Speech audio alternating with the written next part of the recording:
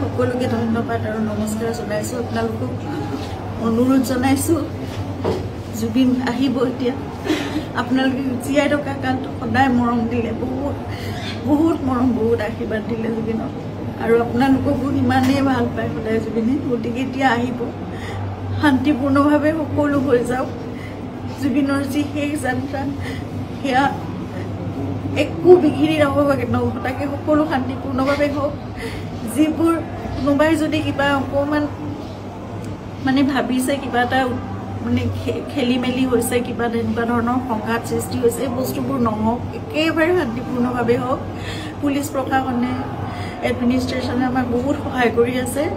জুবিন আহক ভালকৈ, সকলোৱে আমি চাম, জুবিনক শেষবাৰৰ বাবে চাম।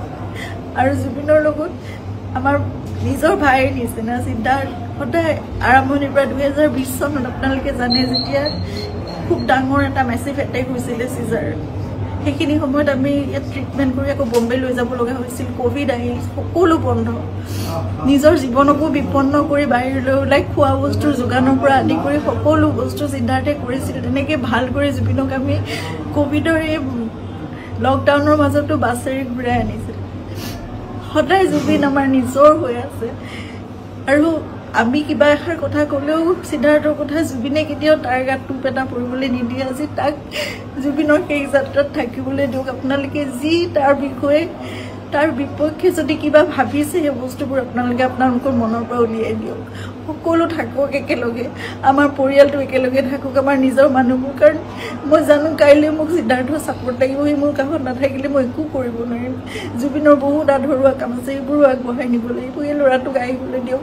সি নহ'লে জীৱনলৈ তাৰ বহুত এটা বেলেগ ধৰণৰ কিবা থাকি যাব। এইটো বহুত মই মানে বুজাব পৰা নাই। আপোনালোকক সকলো অনুৰোধ কৰিছোঁ, তাৰ বিপক্ষে যি আপোনালোকে এজাহাৰ দিছে বা কি কৰিছে, সেই বস্তুবোৰ আপোনালোকে পৰিহাৰ কৰক আৰু সকলো শান্তিপূৰ্ণভাৱে সকলো শেষ যাত্ৰাটো ভালকৈ হৈ যাবলৈ দিয়ক।